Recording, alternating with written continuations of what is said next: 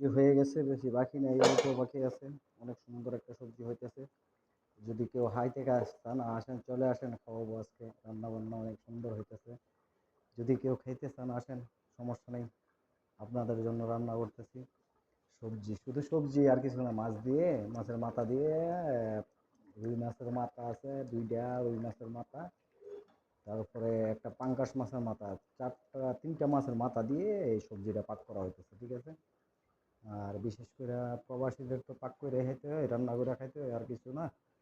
সবাই এরকম, দেখেন, কি করার আছে, রান্না বাড়া তো করতেই হইব, সব কিছু কইরা খাইতে হইব, না খাইলে তো আর চলবে না। নিজের জীবনের সাথে সবই চলে। বিদেশের বাড়ি কত যে কষ্ট যে আছে সে বুঝে না।